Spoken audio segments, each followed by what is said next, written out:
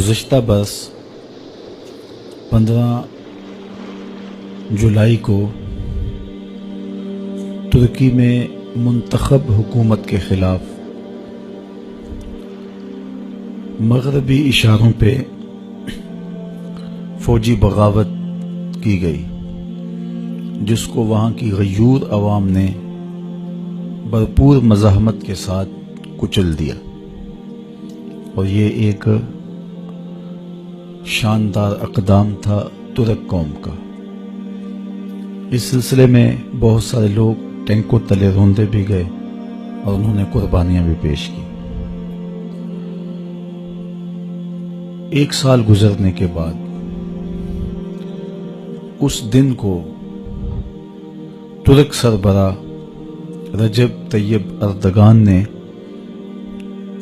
کسی اور طرح کے جشن کی صورت میں منانے کی بجائے شہداء کے لیے 1,00,000 مرتبہ قرآن مجید کا ہدیہ پیش کرنے اور درود و سلام کی محافل منعقد کرنے کی اپنی قوم کو تلقین کی۔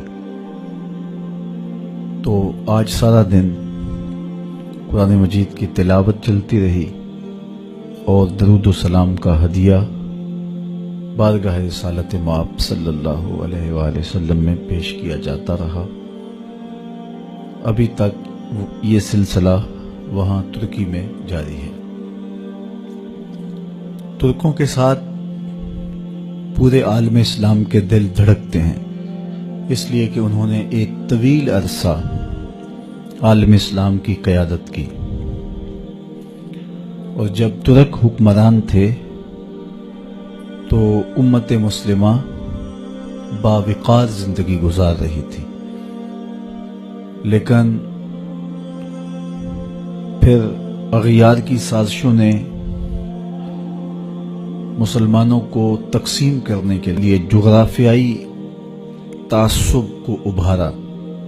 عربوں کو مسٹر ہیمفر نے، لارنس آف عربیہ نے اپنے 4000 جاسوسوں کے ساتھ یہ باور کروایا کہ تم عرب ہو اور ترک عجم ہیں اور تمہارے اوپر ان کی حکومت ہے۔ تو جگہ جگہ سے بغاوتیں کھڑی ہوئیں۔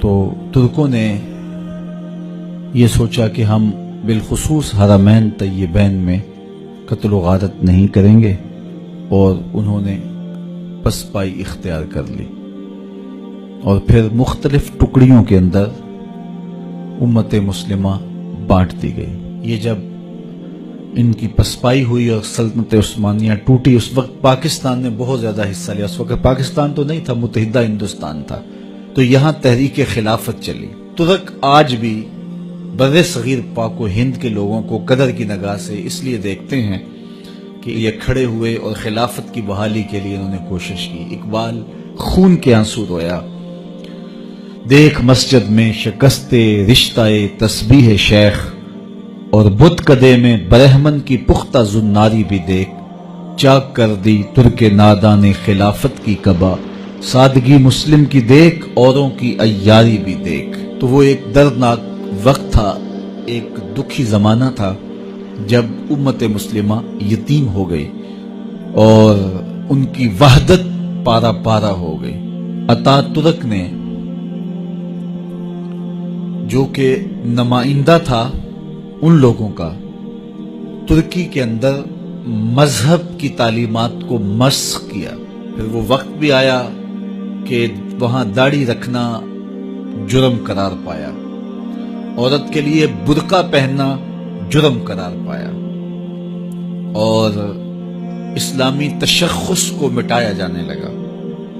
مدارس دینیہ کلیتاً ختم کر دیے گئے۔ پوری ترکی میں ایک مدرسہ بھی دینی مدرسہ قائم نہ رہا۔ کوئی کہتا ہی نہیں تھا کہ ترکی میں دوبارہ اسلامی قوتیں جو ہیں وہ نشو و نما پائیں گی۔ لیکن پھر آہستہ آہستہ اللہ تعالیٰ نے ترکوں کے دل میں اسلام کی جو محبت کا فطری جذبہ تھا اس کو اجاگر کیا۔ انہوں نے اپنے آپ کو مضبوط کیا، اپنی معیشت کو مضبوط کیا، اور دینی جذبوں کو اس طرح نئی نسل کے اندر کوٹ کوٹ کے بھرا کہ پھر اللہ تعالیٰ جل شانہ نے جو ہے وہ رجب طیب اردگان کی صورت کے اندر ان کو ایک ایسا لیڈر دیا کہ جنہوں نے اپنی قوم کو پاؤں پہ کھڑا کر دیا اور ان کے اسلامی تشخص کو جو ہے وہ ابھارا اور کھڑا کیا. تو وہ ترکی جو سیکولر بن چکا تھا دوبارہ مذہب کی طرف گامزن ہوا، اور اب جو غیر مسلم طاقتیں ہیں ایک آنکھ نہیں بھاتا ان کو طیب رجب اردگان، اس لیے کہ یہ اپنی قوم کو اسلام کی حقیقی روح کی طرف لے جا رہا ہے. تو اس لیے انہوں نے فوجی بغاوت کروائی کہ اس کی حکومت کا تختہ الٹ دیا جائے، جس طرح مصر میں ہوا. لیکن قوم ساتھ تھی تو وہ پوری قوت کے ساتھ کھڑی ہو گئی، انہوں نے بغاوت کو کچل دیا. طیب اردگان آج جو ہے وہ ان شہیدوں کی قبروں پہ گیا اور وہاں جا کے اس نے خود تلاوت کی، فاتحہ پڑھا، اور پھر سرکاری سطح پہ جو ہے وہ درود و سلام کا اس نے آغاز کیا اور تقریبات منعقد ہوئیں. ہر خانقاہ میں، ہر مدرسے میں، ہر جامعہ میں، ہر یونیورسٹی میں، ہر کالج میں، ہر ادارے میں اس وقت درود و سلام کے نغمے گونج رہے ہیں. ان کا میڈیا درود و سلام کے نغمات کی خوشبو بکھیر رہا ہے. چونکہ پاکستان کا رشتہ بہت گہرا ہے، پاکستانی قوم ٹوٹ کے پیار کرتی ہے، چونکہ وہ حضور کے بہت زیادہ محبت کا ربط اور رشتہ رکھنے والے ہیں. تو یہ صرف محبت کا اظہار ہے، ترکوں کے ساتھ اپنے پیار کا اظہار ہے. ہم نے اپنے طلباء کے ساتھ درود و سلام کے ماحول میں اس لمحے کو، اس وقت کو گزارنے کا ارادہ کیا. حضور کی بارگاہ میں پورے ادب سے، احترام سے درود و سلام کے نذرانے پیش کرنے. اس کے بعد ہم سلام پڑھیں گے پاکستان کے لیے، ترکی کے لیے، شام کے لیے، فلسطین کے لیے، کشمیر کے لیے، برما کے لیے، پورے عالم اسلام کے لیے اللہ کی بارگاہ میں دعا کریں گے. اللہ اسلام کو غلبہ دے.